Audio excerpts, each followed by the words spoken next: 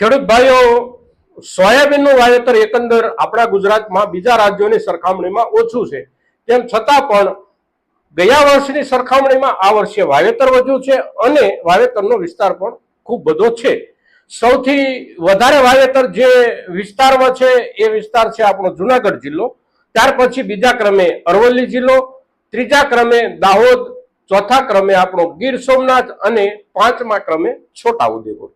હવે આટલા જિલ્લાઓમાં સૌથી વધારે વાવેતર છે આપણા ગુજરાતમાં સોયાબીનનું. સોયાબીનના ભાવને લઈને આ વર્ષમાં સતત આપણે ખેડૂત તરીકે ઘસાતા રહ્યા છીએ. પણ સોયાબીનના વાવેતરની સાથે બીજી પણ કેટલીક બાબતો જોડાયેલી છે, જેમ કે એમાંથી ઘાસચારો મળે છે સારા પ્રમાણમાં અને સારી ક્વોલિટીનો, એના હિસાબથી પણ વાવેતર થતું રહે છે એવા મોટાભાગના આપણને ખેડૂતો તરફથી જે કોમેન્ટો આવી રહી છે એના આધારે સમાચાર મળે છે. હવે અત્યારના દિવસોમાં જે વિસ્તારમાં મહત્તમ વાવેતર થાય છે, મહારાષ્ટ્ર, મધ્યપ્રદેશ અને રાજસ્થાન, આ વિસ્તારોમાં છેલ્લા એક અઠવાડિયાથી એના ભાવ વધારવા માટેની ખેડૂતો તરફથી જે ઝુંબેશ ચાલી રહી છે અને એ ઝુંબેશનો અવાજ જ્યારે સરકાર સુધી પહોંચ્યો છે ત્યારે એમાં થોડો બદલાવ આવવાની શરૂઆત છેલ્લા 2 થી 3 દિવસ દરમિયાન મોટા માર્કેટો જે છે ત્યાંથી શરૂ થઈ હોય એવા સમાચાર છે અને એનો જ્યારે આપણે અભ્યાસ કરીએ છીએ ત્યારે આપણને માહોલ દેખાઈ રહ્યો છે. તો આજે આપણે સોયાબીનના ભાવમાં થોડા સુધારાની દિશા જે પકડાઈ રહી છે એના ઉપર ચર્ચા કરીએ છીએ મિત્રો. તો આ વિડીયોમાં આપ સૌ બન્યા રહેજો. નમસ્કાર ખેડૂત મિત્રો, જય કિસાન, જય ભારત. ખેડૂત ભાઈઓ, સોયાબીનનું વાવેતર વધ્યું અને વધ્યું વાવેતર, તો એનો આપણે પાછળના એક વિડીયોમાં ખુલાસો પૂછ્યો હતો ખેડૂતોને કે આનું કારણ શું, આ વર્ષમાં આપણે ભાવમાં ઘસાયા અને છતાં પણ વાવેતર વધ્યું. તો એના કારણમાં જે જવાબો આવ્યા એ જવાબો એવા હતા કે આપણને ખેડૂત તરીકે એમાં થોડો મજૂરી ખર્ચ ઓછો લાગે છે, બીજા ક્રમે એમાંથી ઘાસચારો મળે છે અને તેથી ઘાસચારાની જરૂરિયાત વાળા ખેડૂતો એનું વાવેતર કરે છે, થોડું વધારે પણ કરે છે. ભાવમાં આ વર્ષમાં એવરેજ એકંદર આપણે જોઈએ તો 800 રૂપિયા અને મહત્તમ 825 રૂપિયા સુધી આપણને ભાવ મળ્યા હોય એવું બન્યું છે.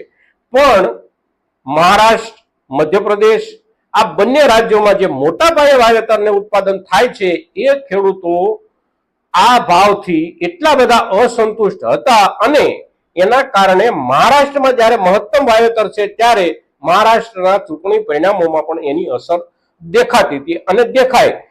હવે અત્યારના સમયમાં ખેડૂતો તરફથી એક ઝુંબેશ આ બધા હિન્દી ભાષી રાજ્યોની અંદર ચાલી રહી છે, મહારાષ્ટ્ર પણ એમાં ભેગું છે અને આ ઝુંબેશ ખેડૂતો સોશિયલ મીડિયા પર બહુ આક્રમક રૂપથી ચલાવી રહ્યા છે. સરકાર સુધી સમાચારો પહોંચે એવા પ્રયાસો ખેડૂતોના છે અને કેન્દ્રના કૃષિ મંત્રી શિવરાજસિંહ ચૌહાણ મધ્યપ્રદેશના જ છે અને મધ્યપ્રદેશના વાવેતરની સ્થિતિથી સારી રીતે પરિચિત છે, એટલે સંસદમાં પણ એની ચર્ચાઓ થઈ અને ભાવ જે નથી મળતો ખેડૂતોને એની સાથે જોડાયેલું સૌથી મોટું એ સીધું કારણ કેન્દ્ર સરકાર દ્વારા આયાતની પૂરેપૂરી છૂટ અને બાકીના દેશોમાંથી સસ્તા ભાવે આયાત થતા સોયાબીનના મોટા જથ્થા, એના કારણે આપણા સોયાબીનનો ભાવ આપણને આપણા સ્થાનિક બજારોમાં આખા વર્ષ દરમિયાન મળ્યો નથી.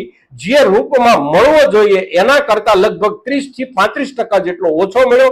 સરકારે જે એમએસપી જાહેર કરી છે એ એમએસપી પણ 4892 રૂપિયા પ્રતિ ક્વિન્ટલની જાહેર કરેલી એમએસપી થી પણ 1000 રૂપિયા નીચે એક ક્વિન્ટલ માલ આપણે ખેડૂતો વેચી રહ્યા હતા. હવે અત્યારે જયારે આ ઝુંબેશ ચાલી છે ત્યારે એ વિસ્તારના ખેડૂતો સતત ચર્ચા કરે છે, સોશિયલ મીડિયામાં કાર્યક્રમ ચલાવે છે અને એની અસર બજાર ઉપર થવા જઈ રહી છે. સરકાર નવી વિચારણા કરી રહી છે કે સોયાબીનની આયાત જે કરીએ છીએ એના ઉપર કાં તો શુલ્ક મૂકવું, અગર તો એની આયાત હાલ પૂરતી બંધ રાખવી, જેના કારણે આપણા ખેડૂતોને વ્યાજબી ભાવ મળી રહે.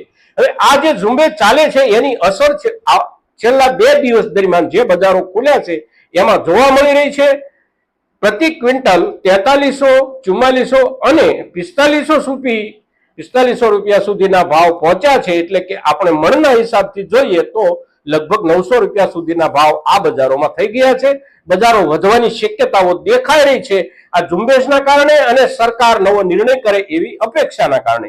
તો આજના સમયે આજના દિવસે આપણે જે કોઈ ખેડૂતો સોયાબીન સાથે જોડાયેલા છીએ, અગર તો સોયાબીન સાથે નથી જોડાયા પણ ખેડૂત છીએ, તો હિન્દી ભાષી પટ્ટાની આ જે ઝુંબેશ છે એ ઝુંબેશની સાથે સોશિયલ મીડિયા મારફત આપણે જોડાઈએ અને ક્યાંક ને ક્યાંક આપણે અવશ્ય એવી કોમેન્ટ કરીએ કે ખેડૂતને ઓછામાં ઓછો 1 ક્વિન્ટલનો 6,000 રૂપિયાથી વધારે ભાવ મળવો જોઈએ, એટલે કે 20 કિલોના 1200 રૂપિયા ઓછામાં ઓછા ખેડૂતને મળવા જોઈએ.